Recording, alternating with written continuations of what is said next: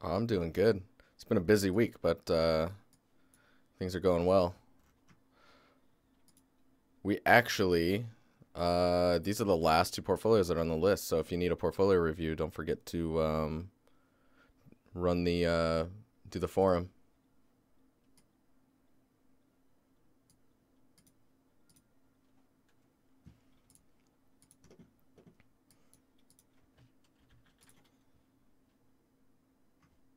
All right. All right. Red, if you resubmit, I'll look at it, and if it's been updated enough, I'll give you another critique.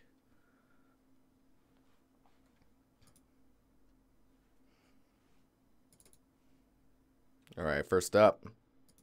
First up. So I got Andre. Oh yeah, I did some adjusting of things. So we got like a thing here. A little bit of history, then this. Oh, I think... Hang on here. Is there stuff behind that? There is. I'm just gonna do that. There we go.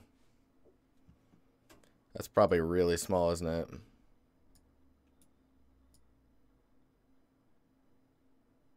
Yeah, that should work.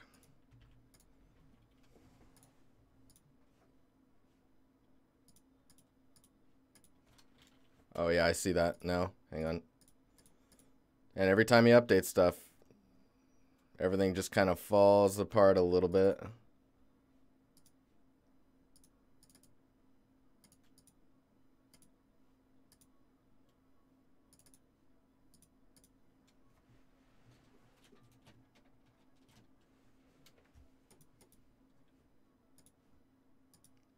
Shabam. There we go. Cool. Okay. Let's do this. Hope Monder's okay. He's just in the living room by himself. Alright, so we got Andre here. Looks like texture artist, Montreal. You're in a good area to be getting into the industry if you're not already. Let me check out your about page. Interested in full-time employment, contract work, freelance, freelancer-rooney. It works. It works. My hair's getting long, dude. So, oh, that's sidelight though. Okay, so we got substance, an environment that's a work in progress. Soon there will be a blog thingy here. You could totally put your work in progress in your blog. Whoops, didn't mean to click that. Got another environment challenge. That's cool. Some more substance stuff. Substance. Okay. So let's see how old this one is. Oh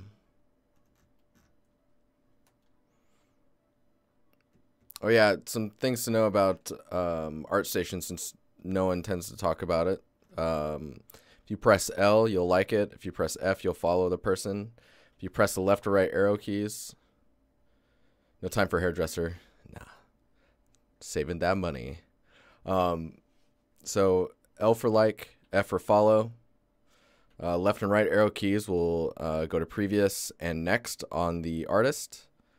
Or if you're in like the, if you go here and you pick something in here and then you press the arrow key, it'll go to the next one outside of the artist. Pressing A will add to a collection and escape will close. So if I hit escape, it'll go back to the portfolio. Alt F4 is the win big, the win big button. All right, so 2 months ago, making some asphalt. This looks like your roughness, normal, albedo. So I'd say maybe in your albedo, there's a little, like the darker areas maybe are a little too contrasted in your albedo. You probably want to have that information in your roughness. Let's see what it looks like in here. When it comes to the real-time presentations on stuff like this, I think every time it's like which. So I don't have much of control of the light, it seems. Yeah. Anyways, on a surface like this, you're probably going to want to tile it a couple times. And because asphalt tends to be on a flat ground surface, because that is the case, I would suggest having it on a plane, just so that you can get some context of it. How you guys doing, by the way? I see people are still kind of coming in. We're looking at a portfolio from André. Wants to be a texture artist. Let's look at this one. So the albedo in this one's pretty good. A lot of your information looks like it's in your roughness. You may want to wait. What is this one? This is just cement. Okay, yeah. No, this could be good. And then your normal looks pretty good. We'll just look at it on here again.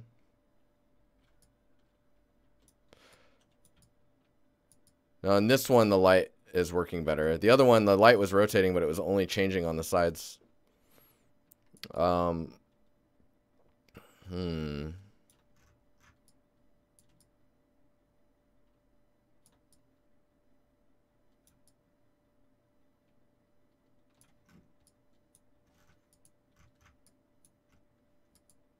Yeah, I mean, it's pretty basic material, I think. You see how the resolution doesn't really hold up at this range? That's why I suggest tiling it a couple times. Maybe 4 times would be a good tiling amount. And then having it on a surface that makes sense contextually. Oh, let's look at this really fast. Albedo looks pretty good. There's like almost no information in your roughness. It's like a flat color. Definitely want to get some stuff going on in there, or else like you're just not gonna get much out of it.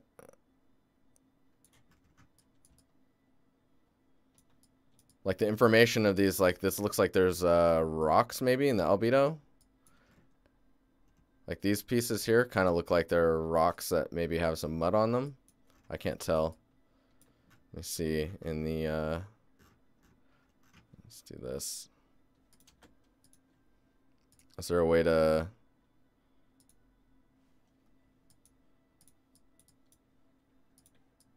Oh, nice. Okay. Yeah. So wherever you have material separations, there needs to be some type of roughness shift, right? What's up, Willie? Spunkyo, how you doing?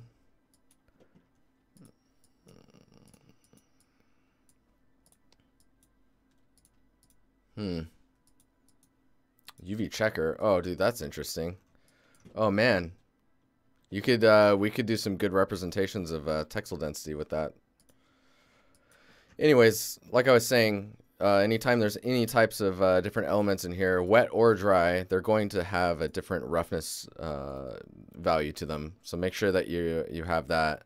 The rusty metal material is actually pretty interesting because the way the rust is kind of collecting on the surface of the material doesn't really have the natural shapes that you're expecting it to have. Let me see what it looks like in here, though.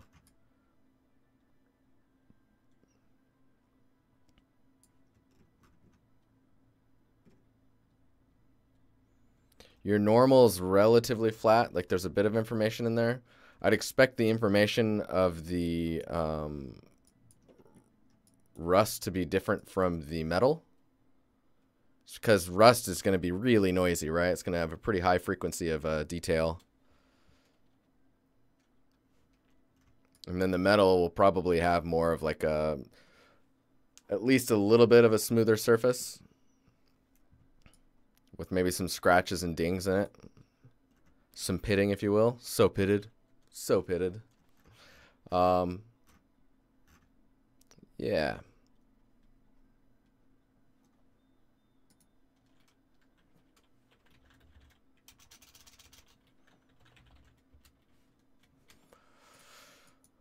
Let's see what else we got here. This one's pretty cool.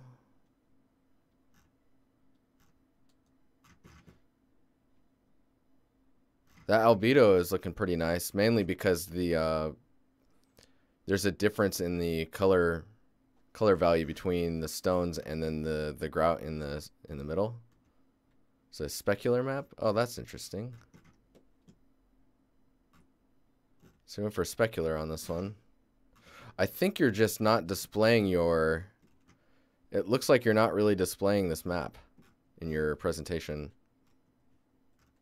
Like it's there, but it's at like 5% opacity or something. Because down here, it's pretty prominent.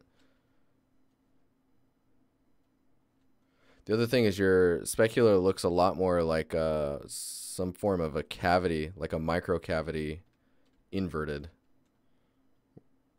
or something.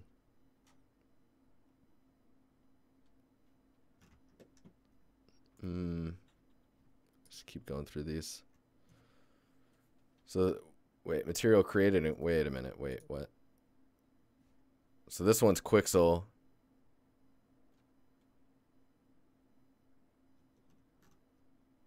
So I guess did you convert stuff? I'm trying to understand how this was created.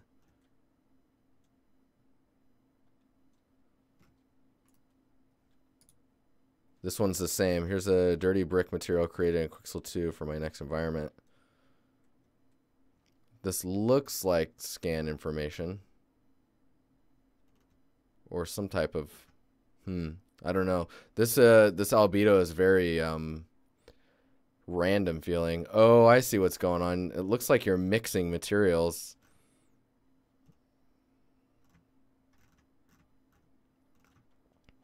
Yeah, so with these maps, they're so big that I would suggest packing them down into like a single image that maybe has all three of them together.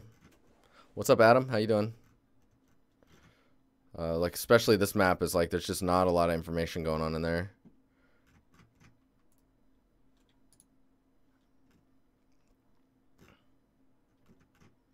So this is your Beyond Human Game Environment Challenge.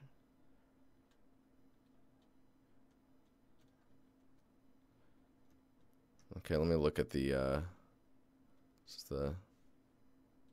concept. Is it this one? Oh, so it looks like maybe you built this bottom area down here.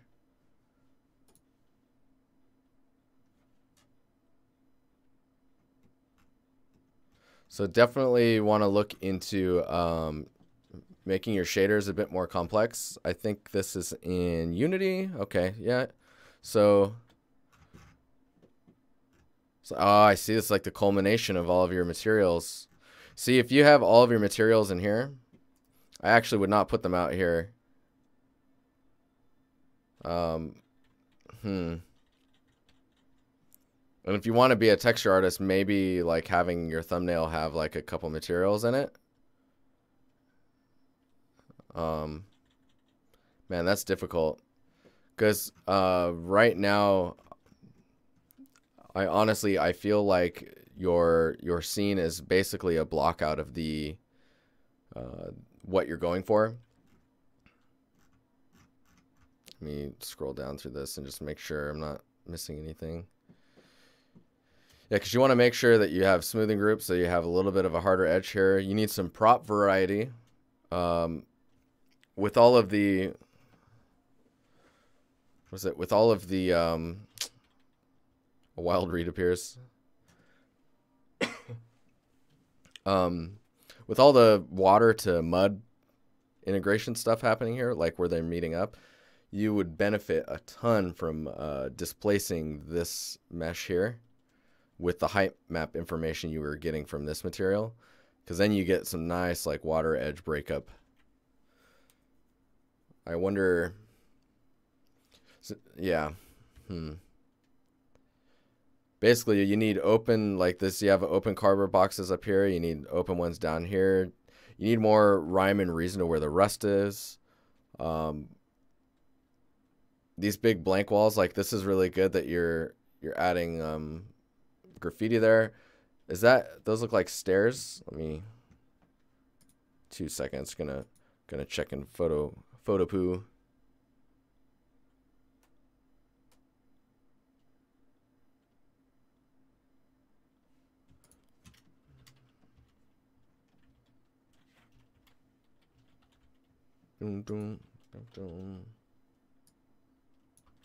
All right, yeah, so there's some stairs over here. So the other thing I would suggest is you need to get a character in here so that you can start figuring out the scale of stuff.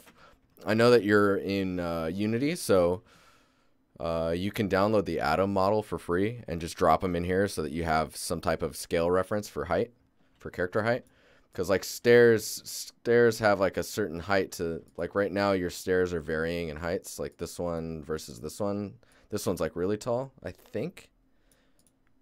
It's hard to tell with the lighting, but like, yeah, unifying your stair heights and depth so that they're all the same. Adding a light up here so that you can see that there's a way up there. Back here, there's nothing happening. So maybe if there was like a building in the back that was kind of blocking the way, or, I mean, shoot, you could just duplicate a building that's here and just place it there, but further back so that there's some depth going on. Looking at the thickness of these bars, these look really huge. I can't actually tell the scale of the scene right now. My brain's telling me it's pretty big just because of the details of the mud, but it's impossible to tell.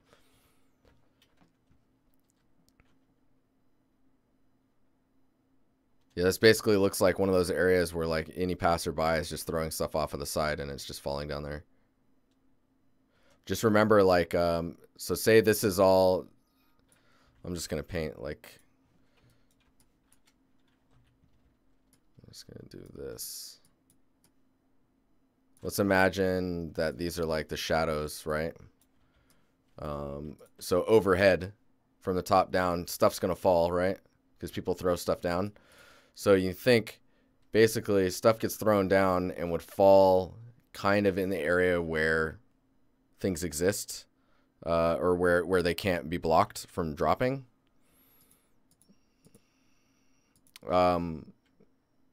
So where you would have like the underpass area, there's not going to be much things. The other thing is it's very difficult to explain why a box would be inside of this drain pipe thing here. Like, did it fall and then bounce through, like shrink down and bounce through and then, yeah. Anywho. There's a lot to do in this scene, actually. And it's actually a pretty interesting shot. It's just like you need more props, you need more prop variety within the prop types that you have. A little bit more execution on your assets that you currently have, like the bags. Kind of like you could simulate those with the like Marvelous Designer or something like that. I would love for you to post in the your work in progress stuff in the Discord, because then we can start like talking about where things are strong and weak and how to approach certain details. And then things like scale and stuff, that'll come out really easily in conversation. Yeah. So this shot's really interesting as well. Like, you actually, if you're doing this upper ground area, I don't even know if you need to see, like, there's all this. Like, this shot is actually, it's crazy that this is so open because it looks like you're under. See, like, where are those shadows? Like, how come there's no shadows in this shot? Anyway, there's a lot of things to mention about this one, so I'll just move on. I don't think it's done. I think it's just getting started. I would love to see you work on this one more, though, because this is a really interesting shot, especially from up high like this. So, snow environment, work in progress. Some things to think about is where these rocks come from. Like, were those placed there a long time ago? You should get some, like, on the Y direction in the assets themselves, is get some snow on top of the rocks. Kind of like what you're doing here. I actually really like the stair area. There's nice breakup and stuff like that. These guys are a little odd that they're just kind of randomly. Compositionally, too, these two are in a weird spot. Kind of like splits the shot. The snowflakes are also, like, I would definitely get some type of snowflake shape on those.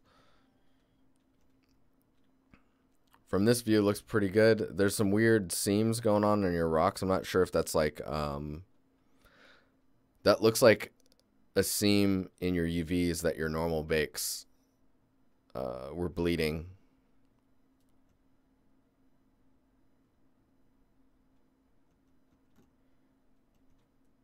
Yeah, the other thing too is with all these shots, it's just kind of like, obviously these two are the same, but like these shots are kind of the same angle. There's just one camera is a little higher. Your trees also need some more geometry to help explain like how they're grounded on the ground itself, like how they're connected. Let's see here. And see, with the snow falling, I think you just need to get snow on top of things. It'll help connect everything. This edge is really sharp here.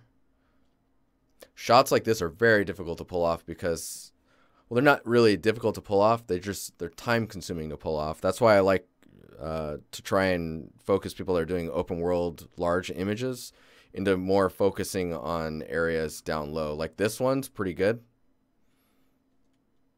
And then you just like, you have this stuff in the distance, and then it's just a matter of solving the trees and kind of fixing the uniform height that you have going.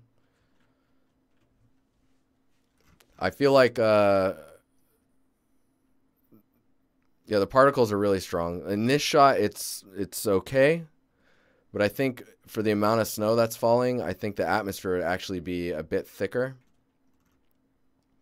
And I think your hero prop is actually this area here, and you're not really focusing on it right now. It's kind of just in the back.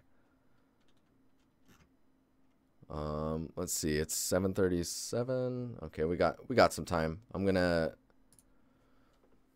just do a few things here.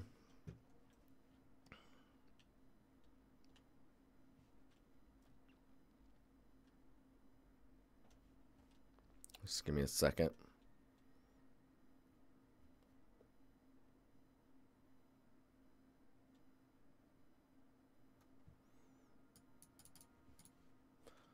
Okay, so we're gonna make a cube. This is gonna be really sloppy, just so you know. Let's see here. Gonna dupe from this point to this point, and then we're gonna do that like, I don't know, however many times.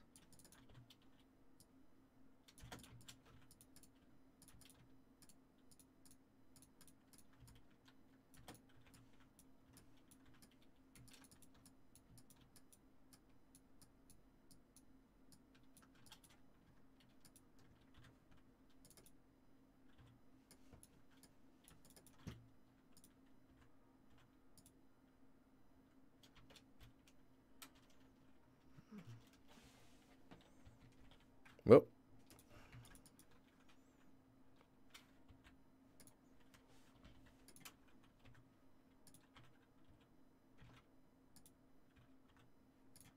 Oh, dang. I'm trying to shortcut and it's not working. It seems my Moto recently crashed, so it's acting a little different. So you have your steps, right? Oops. And then you have your rocks. We'll just kind of like do something. Uh-oh. Like, we'll just do something and then nothing's happening. Like, oh. Let's say that these are... just gonna deform the crap out of these. Oh. Oh, it's perfect. Yes. So for blocking out stuff, this is actually really good to just kind of skew things. You don't really have to go too crazy. Okay, so let's dupe this around really fast.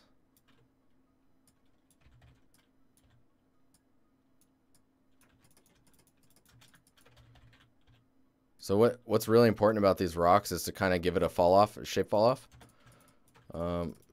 It can't be bargained with. For anyone just listening on YouTube, this is quoting the song. So like around the outside edges is getting like smaller rocks. I wonder if I can actually do this.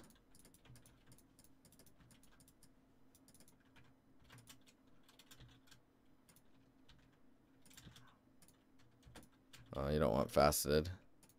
Smooth, sure. And then so messy. Give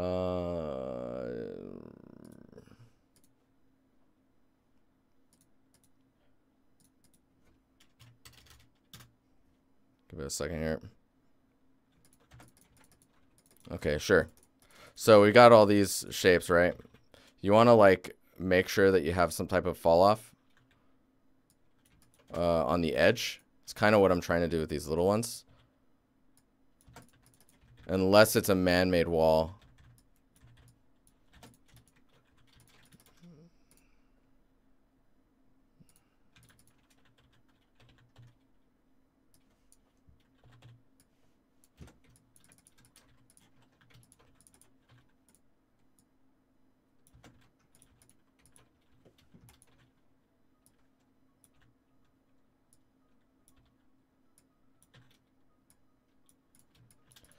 Now, the reason I'm building this out is because I want to talk about the focal point of like framing your cameras.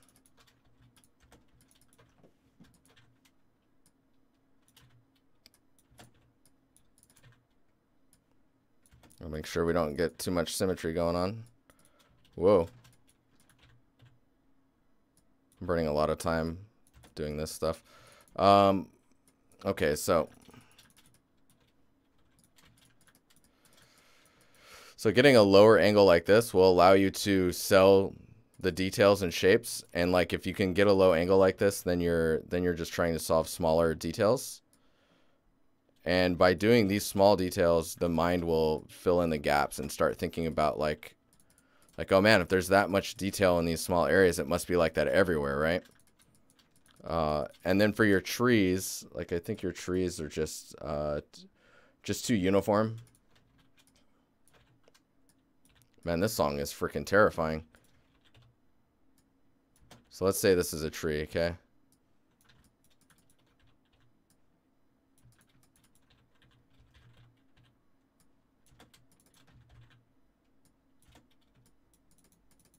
I'm just gonna dupe these around a little bit. This is basically like how you should be doing block out stuff. Just so you can think about the composition of things.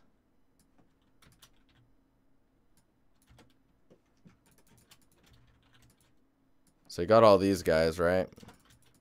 You want to essentially select a couple random. That's not so random, is it? You need younger ones on the outside.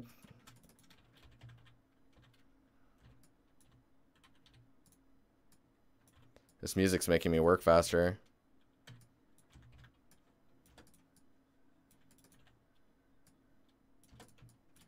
And you want to think about the heights being different throughout the trees. Like you see even like this minimal amount of breakup is really helping. Maybe you could have a couple like older ones. Anyways, that helps a ton. Sorry, I'm like kind of beating a dead horse with this. And then when you have the camera low like this, you can just kind of, those trees can just be in the distance. But yeah, I think having a lower camera angle is really important to your composition, because right now, like some of the people in chat are saying, you don't really have a focal point. And like here, like the focus becomes the stairs and the rocks. And then if you have your like your pool over, your like little pond thing over here, then you'd want it to be like the focus of like these rocks framing the pond area. Looks like you have stairs over there as well. But there's also no path leading over there, so there's nothing leading your eye over in that direction. Let's look at this.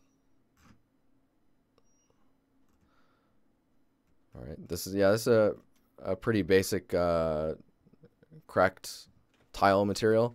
I would be careful about the shapes of these and where they're placed. Usually they're going to crack around the edges if they chip like that. Or like entire ones are going to come off. And then these cracks just need some more like breakup so they're not so procedural. Well, this music's kind of terrifying. Carpenter Brut. That guy's actually come to Copenhagen. Yeah. And then like figuring out what this material is, because you have like the grout in between these, but behind these is usually like a glue pattern. So if these like chip off, maybe you'll want to show like flattened glue shapes.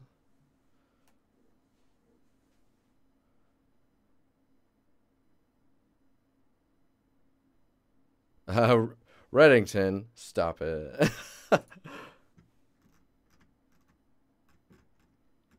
This one's pretty good. I mean, it's pretty, it almost looks painted, which is really interesting.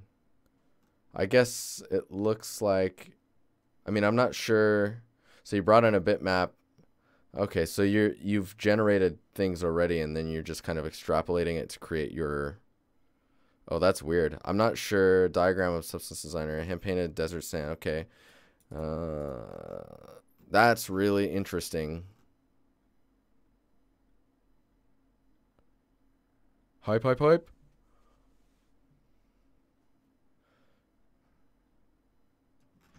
But yeah, I mean, overall, this looks pretty cool. It does look painted.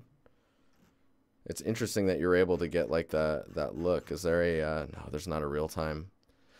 In this case, I would love to see a real time version. But I don't think you need to actually show the nodes here.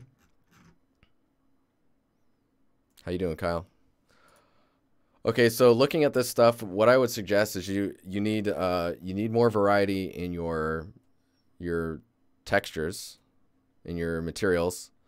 Right now you have a little bit of metal, but it's kind of basically in the same range as these. You need more variation in your roughness, and then just like I was saying, a larger selection of material range. So like metals, rusts, water, ice, puddles, like really wet mud, dry mud, mud with grass in it, little like leaves and stuff, like just a slew of stuff material wise. Like this is the first substance texture set where I haven't seen bark, and I haven't seen like cobblestone on the grounds. Like I guess this is like this brick material, but you're generating this one versus like versus creating it in like Substance Designer. So for all I know, you're only blending two materials together that already existed. Darkland Chaos, beveled metal. Yeah, you gotta get that beveled metal in there. But yeah, I think look at Kyle. You wanna, let's see here.